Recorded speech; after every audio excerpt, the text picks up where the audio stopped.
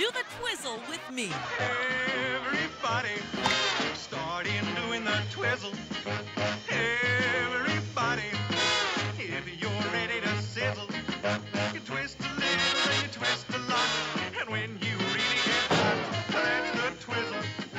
Twizzle, twizzle. Weeknights starting at 9/8 Central on MeTV. Hi, I'm John Mallows, welcome to this edition of Connect with Me, live on the showroom floor on this Friday morning, and we're on Comcast Channel 187 and 43.6. Today, we're going to be talking about the very, very important topic of giving the gift of life. And what is that? Giving blood. We'll have the head of the blood center in our studio right now, today, this morning on Connect with Me. The number here, 436-MeTV, hit option 11. You don't have to wait through that whole message. Just hit option 11 right away. And remember, turn down the sound on your television. Back with our guest in just a moment. Tonight I want to discuss the importance of the television medium to the American people.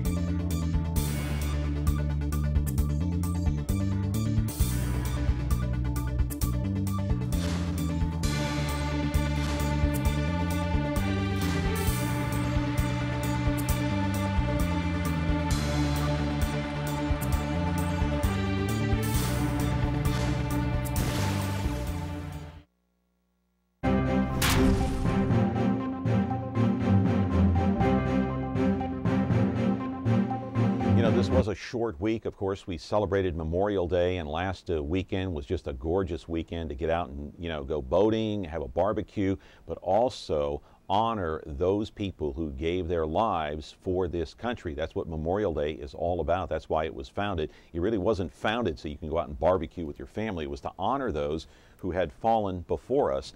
And it's another great weekend ahead starting tomorrow because the weather's going to be so nice. People will be out swimming and maybe boating and barbecuing. But stop and think about this. Without your health, without good health, without giving the gift of life, many of those people cannot enjoy the same amenities or the same lifestyle that maybe you and I can afford to enjoy this coming weekend because they're not in good health. They're in the hospital. They're in bed. Perhaps they're homebound. And giving the gift of life is very important. And I'm talking about giving blood. The brand new blood center, of course, opened up just a few years ago in honor of Jenny Eller. Let's go to the graphic and I'll show you who Jenny is. She passed away at the tender age of just 21 years old on October 28, 1995. She had a very aggressive form of leukemia. This is what I'm talking about. Talking about giving the gift of life to someone who actually needs it. And if you give that blood, maybe someday that person will be able to get up out of bed and enjoy going to the lake, enjoy, having a barbecue, enjoy talking to their friends on the phone or having a cup of coffee at Starbucks. Let's go and change the graphic and go to the new building. It's right there, Herndon and Blythe. It's right across, they're kind of cornered across from Sky Park in northwest Fresno. The building was completed back in 2009 for the big high cost of $20 million, but a lot of it was donations. The old building, of course, was at First and Shields. Giving the gift of life, yes, there it is right there. People go in all the time, they donate, and a lot of these mobile trucks, they come around to various cities in the Central Valley, like Selma, like Sanger, like Madera. And so you'll see those mobile units out on a particular weekend or a particular day. They even go to schools, I believe, so you can donate blood and give something that is more precious than anything on the face of the earth. And that's giving life and giving help to somebody. Because if you get into an accident, you need a transfusion or whatever, you need an operation and something happens, you need a blood transfusion. The blood bank is going to have your blood type on hand. If you don't give, they don't have it. Live in our studio right now is Dean Eller. He is the head of the Central California Blood Center right here in Fresno. It's located at Herndon and Blythe. He was very instrumental in getting that brand new building up. He is the father of Jenny Eller, who passed away many years ago, back in 1995, of leukemia, a very aggressive form. Let me give you our phone number once again. And today I'll probably say this until I'm blue in the face. 436-ME-TV, hit option 11. And I know the new telephone number sometimes frustrates a lot of our viewers, but don't get frustrated because you don't have to sit through that entire 45-second recording. As soon as you call in, hit option 11. Don't wait. You'll get in. I promise we'll get you on the air. We're back with Dean Eller, the head of the Blood Center here in Fresno, in just a moment. Frigidaire. We introduced the first home freezer, the first pulsator agitator washer, and now we introduce the Frigidaire Orbit Clean Dishwasher, designed with a unique wash arm that gives you 4 times more water coverage for a consistently better clean. Frigidaire, over 90 years of legendary innovation. See the full line of Frigidaire appliances at Ventura TV Electronics and Appliances. 436-ME-TV, hit option 11. Don't wait 45 seconds for the recording to end. You don't have to listen to all of it. All you have to do is hit option 11 immediately, and I promise you'll get on the program. Dean Eller is our guest here today. Dean, good to see you again. It's been a long time since you've been on the program. Thanks, John. Yeah, good to see you. Hey, we have a phone call right off the bat here. Let's take it. Good morning. You're on Connect with Me with Dean Eller. How are you? I'm fine, thank you so very much. Good. I think it's a wonderful thing that you're putting this on for this the life thing we have for the blood donors. I have a question though. Okay. I used to give blood all the time, and I made it a point to do it like every 3-4 months. But then I became diabetic. Now, why is it that diabetics cannot donate blood anymore? Well, in actuality, some diabetics can, and you'd have to check with your physician and then with our medical director. Depending on how it's in control and what medications you're taking, some diabetics, if it's a mild form, can donate. So you just need to check with your physician. Okay. Any other questions? Yes, I've gone a couple of times, and they've asked me whether I was on insulin or not, and I said no, I'm just on pills and it's controlled, and they still deny me. Well, I would ask to speak to our medical director, Dr. Sadler, there, and just pose that question to him, and I think you'll get the answer. Okay, and it's very important because I do have a brother that's got leukemia, and I know how important it is for the blood donation. He's also on dialysis, so people, please don't be selfish. Please go and give. Someday you're going to need it yourself. Absolutely. Yeah, that's right. That's what I mentioned in the monologue. I mean, we all go out, fishing, swimming, boating, whatever we do to enjoy life, play golf, and sometimes we do get selfish and tied up and wrapped up into our own world, yet there are others out there that are in much need. Well, I think health-wise. I think it's important, just like in the case of my daughter, Jenny, who fought this leukemia for 4 years. And literally, blood donors kept her alive for that 4 years because her body wasn't making blood. And so she needed several transfusions each and every week just to make it into the next week. Blood donors gave her 4 years of quality life. She continued to go to Fresno State during the treatments, during chemo and all those types of things. She got to go to the lake. She got to do a lot of things that everybody else got to do while she was fighting the disease, and blood donors made that possible. Yeah, and I don't know if did I make my point clear in the monologue? I'm not sure I did, but I'm trying to emphasize that, we all have good health right now, but at some point, someday, it's going to fail us, and we're going to need that blood. Well, I think the statistic is that about 5% of the population gives blood. And yet they say that 97% of the population will be affected by a life-saving blood donation in their lifetime. That means either they're going to need blood themselves, a family member, or a very close personal friend. So that means just about everybody in our community is going to be affected by the blood center. Right. 436-ME-TV. You don't have to wade through the entire message. Just as soon as you call in, hit option 11. Promise I'll get you in, no problem. Want to put another graphic up on the screen here, Dean. The amount of blood needed. This I found very interesting. Quite a few years ago, you needed 3,000 to 4,000 pints per month Now it's, what, 6,000 and maybe even more? Yeah, it just depends on what's going on. But our basic needs to supply the 30 hospitals in all of Central California that we cover. We need, at a minimum, between 5,000 and 6,000 units of blood each and every month, meet basic needs. If there's big accidents or a disaster somewhere, we need more. Yeah, there's no question about it if you need a transfusion. The other graphic we're going to put up, the blood types. What kind of blood types does the blood bank need? Well, there's your graphic. It's all the blood types, right? You need them all, don't you? Yeah, I always say the most important blood type that we need is your blood type when you need it, right? Yeah. So we do need them all. O negative is the universal donor. We need that a lot because that's used in emergency situations. But every blood type is critical. Yeah, I didn't know that about O negative. That's kind of universal, huh? It is the universal donor. So it is kind of a dumb question when somebody walks up to you and say, well, you know, I don't know what my blood type is. What do you need? And your answer usually is every blood type. We need it all. We do. We need it all. Okay, we're talking. And we can tell them what their blood type is if they come and give blood.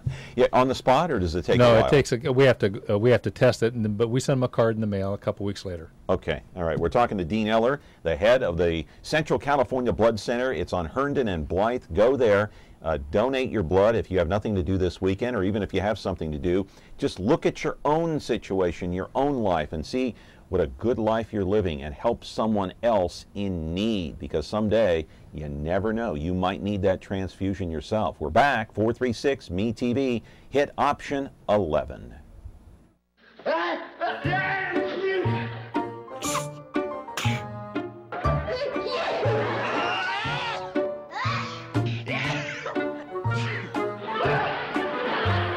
From now on, when I sneeze, I'll try to sneeze more friendly.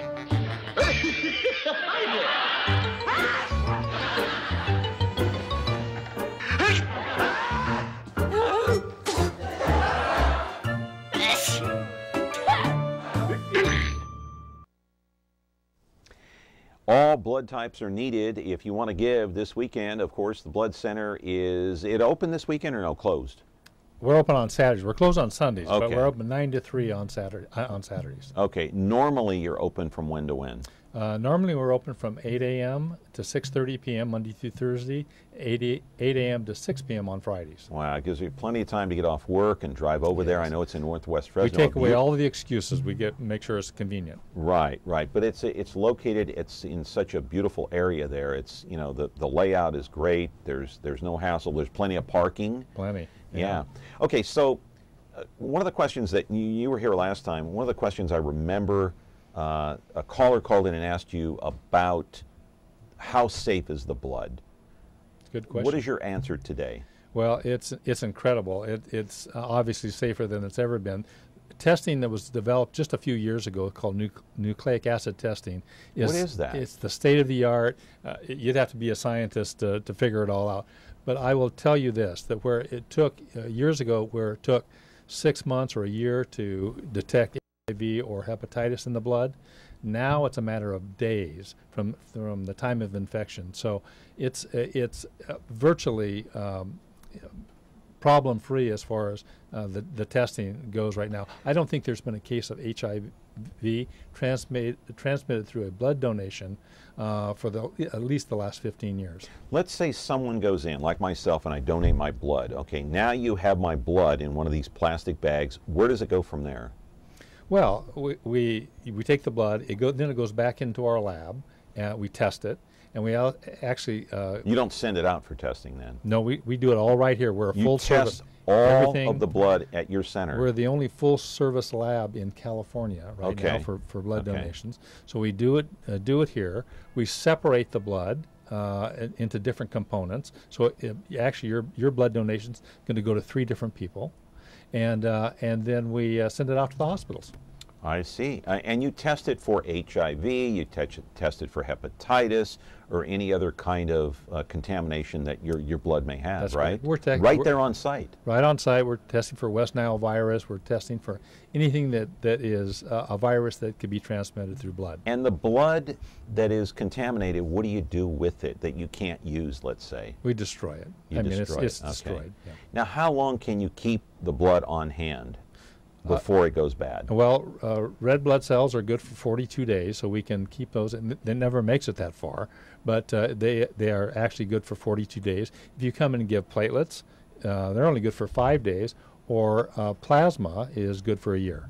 Okay. And so do you get calls like daily from all these various hospitals around the Central Valley? Oh, not only daily, but all through the day and night. And night? Yeah, we're 24/7. We're there to restock their supply as they're using it. All right. If one of the hospitals, Dean, calls at 3 in the morning and they say, we need blood now, we had an accident victim, we've got to give him transfusions, what happens? What's the process? How do you get the blood there? Well, we immediately take it out of our refrigerators. It goes in little refrigerated boxes, and we drive it directly to that hospital, so it's there. But even before that, even in Merced, if it's in Merced, boom, you're going there. We don't handle Merced, but we do Okay. handle Las Banas or Okay. Visalia or Okay. Point South there.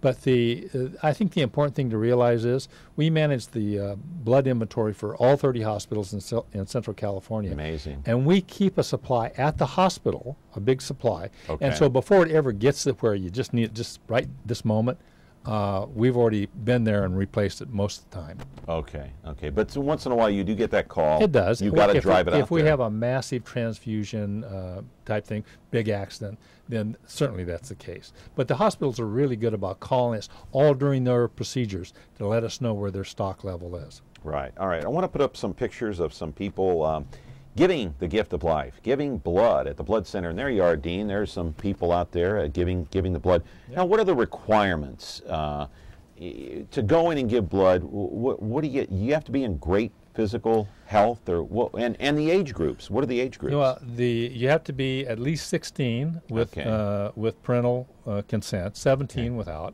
and then there is no upper age limit as long as you're healthy. You're feeling good. You could be 90 and give blood. You could be. We have people over 90 that give blood. Okay. You have to be in good general health. So you just have to make sure that's the case. You should hydrate and eat a good meal before you come down to give blood, and then that's it. There's a few medications that would defer you. There's some travel that would defer you, but all those are on the questionnaire when you come in. So if you just came in from Europe, probably not a good time to give blood, right? Well, it depends. It depends on where you live in Europe. No, I mean from a health and maybe a rest standpoint. Maybe you got to rest up a couple of days before you go in. You have to be feeling well, and you have to be energized, for sure. Yeah, don't go in if you have the flu, I assume. No, and you can't, if you're on antibiotics, you can't come in. Yeah. But as long as you're, everything else is good and you're healthy, fine. Yeah. Now this young lady who called here just a few minutes ago, she was asking about diabetes. I wanted to ask you before we went to the other break is, okay, there's type 1 and type 2. Does it matter which one you have and you can still donate, or just check with your doctor? Yeah, I think you really do have to check with your doctor. It's really up to them. Yeah, because you probably have diabetics who do donate, I'm sure. We do. And it doesn't matter if it's 1 or 2. It's usually they have to have the milder form, of diabetes, and it has to be in control. Right. Any other health issues that you're concerned about that you want to warn people out there about that before they donate blood? Well, again, they have to be healthy. I mean, they really do have to be healthy, and there are certain medications that are banned. So what if you have high blood pressure? Does that matter? Not necessarily. Again, if you're on blood pressure medication and everything's under control, if you come in that day and your blood pressure is sky high, then we're not going to let you donate. Yeah, yeah. We're talking with Dean Eller. He is the head of the Central California Blood Center at Herndon and Blythe. It's like catty corner across from Sky Park there, the little airport that's been there for many, many years. Beautiful building. You get out a chance this weekend, go out and donate some blood. They're open from 9 until 3 o'clock tomorrow. 436-ME-TV. You don't have to wait for that message. Just hit option 11 immediately, and I'll put you on the air. You'll get through, I promise. Back with more of Dean Eller's interview in just a moment. Is taking care of laundry taking too much of your time? Have you become a missing mom? With a new fast, efficient washer and dryer from Ventura TV Video Appliance, you'll spend more of your day the way you want. This Amana Super Capacity Washer Dryer Pair is now just $6.99, and this heavy-duty Maytag Super Capacity Washer Dryer Pair is only $8.99. Don't spend your life on laundry. Upgrade today at Ventura TV Video Appliance and save.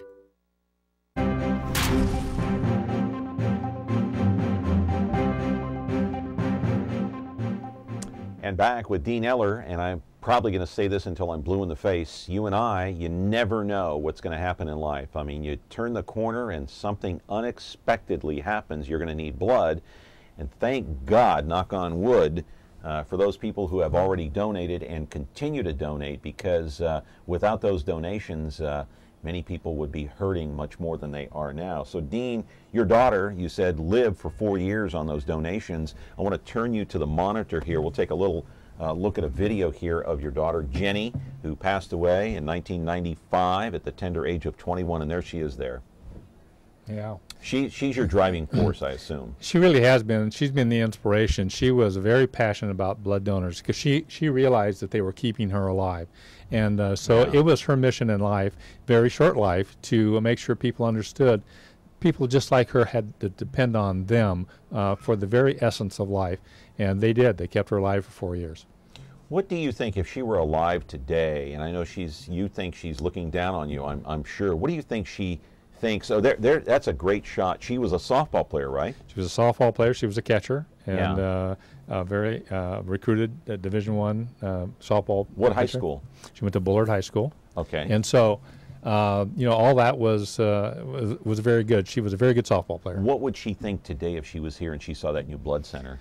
I'm sure she would be shocked. Number one, I think she would be very grateful though because of what it is doing for the community and how it's helping people just like her. Another call here. Good morning. You're on Connect with Me. How are you? Hello, John. I appreciate your show. And Dean, I have a question. I always wondered, is the blood tested for other diseases before it's given to other patients? I mean, how is that done? How do we know that we don't have somebody in there that shouldn't be? Well, the blood is tested. Each and every unit of blood is tested. There's about 14 different tests that we perform on each donation. It's tested immediately after it's drawn, so within that 24-hour period it's tested.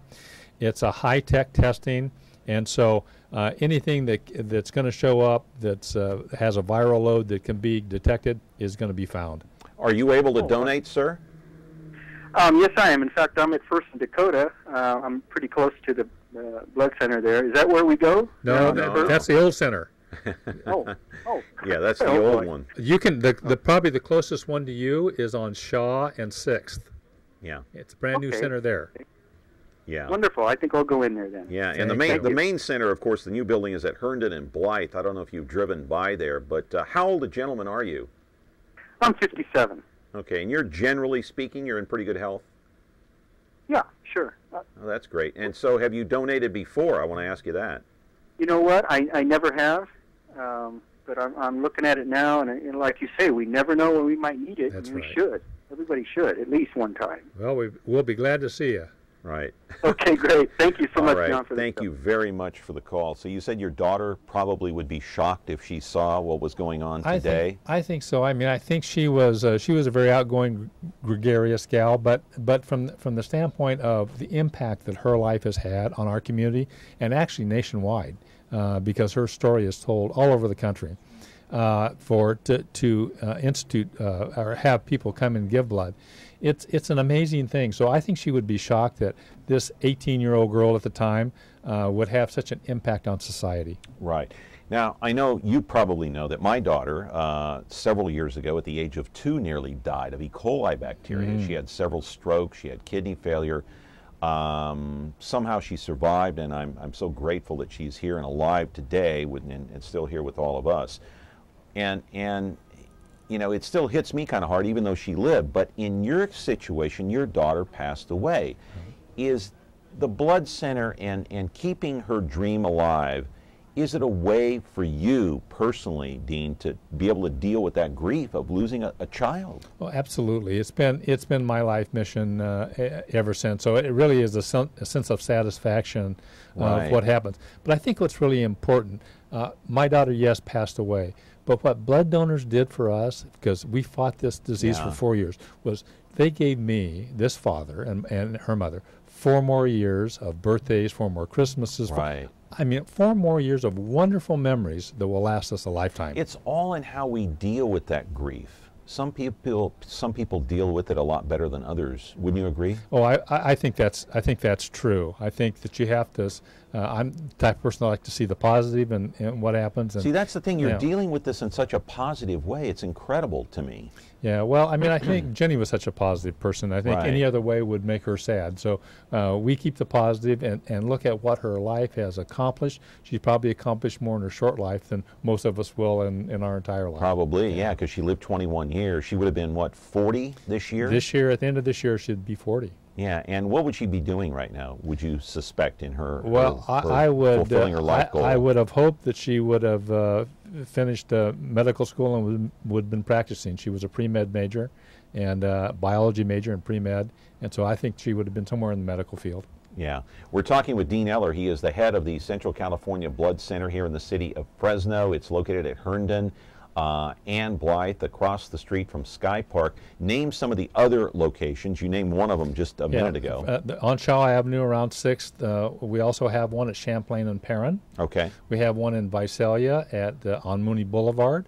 We have one in Porterville on Main Street. Okay. And the old building at First and Shields, you kind of just outgrew that, did you not? We did, and it was dated, and so we did outgrow that, and we actually have a facility now that's double that size. Right. And so how did you raise the money for this new building? That's amazing that you got so many donors. A $20 million facility that was much needed. Yeah, $20 million, and it was paid for the day we moved in, so we didn't even get a construction loan. Some of the money came from operations, just being more efficient in running our business, so it was good business practices that caused that. But we had $1 million donor that wrote us a personal check for $1 million. We had many $50,000, those type of things. People just understood the community, heard Jenny's story, wanted to be part of this great cause, and look what they accomplished. Right. Now, many of us, including myself, know of a lot of blood drives going on. I know of the Tom Flores blood drive that goes on in Sanger each and every year. He's such a great guy. Comes into town and donates his time for this blood drive, gives autographs and everything else. There's one of the mobile units right there, Dean. There you see it right there. And how many of those do you have out? Yeah, actually, that's I think that was our first one. We have 3 of the big coaches right now. And we have 2 of the smaller coaches, and we have 2 more of the smaller coaches on order. So we've got all told. There's like what, 3 or 4? Well, right now there's 3 of the big ones. So there's 5. There will be 7 as soon as these get here in a couple weeks. Yeah. Now, do you go to schools too? Yes, absolutely. We go to all the high schools in Central Valley. All participate. They are wonderful donors, by the way, the high school kids. They are the next generation that is going to be the greatest generation, I believe. Right. Now, where else do these mobile units go? All over the Central Valley? Not just schools, but where else? We go to schools, we go to churches, we go to businesses. Anybody that will agree to kind of sponsor a drive and get people to come in, we'll go. Okay. Let me ask you, are you short on blood? We are always, depending on where you're at in any given day, but we are always somewhat short, varying degrees of short. All types of blood? All types. All types, yeah, all types for the most part. The big ones are the O negatives, or the A negatives, or the B negatives. Those are the ones that are using, because they're a very small percentage of the population. But O positive is the most common blood type, and so we need a lot of that. And one way to find out, I guess, what kind of blood type you have is go into the blood center and donate. They'll tell you. Yeah, it's not only that. I mean, you come in, you donate. We're going to send you a card to what your blood type was, but after you donate, you get to eat, all the junk food that you want. I know. I was just going to mention that. You have a snack bar that's incredible, that rivals McDonald's, I believe. Well, incredible. 7-Eleven. Let's put it that way. You've got all the junk food right there. You've got Snickers and chips and all kinds of chocolate bars and whatever you want. We have ice cream and popcorn and all the things that you need that'll make you healthy, right? Hey, that's okay. That stuff will kill you, but once in a while, in moderation, it's okay. Well, we always say the day you give blood, that there's no calories in those. That's exactly right. You got to enjoy life sometimes, because we don't know how long we're going to be here. Dean Eller, I see we had another call. I apologize. We're out of time, or we're going to get cut off. Dean Eller, come back again. It's a pleasure to see you. Appreciate it. Anything we can do to help, let us know. Okay, thank you. All right. Have a great weekend. Have a blessed weekend. Back on Monday with Chris Daniel of KMJ Radio. Give the gift of life.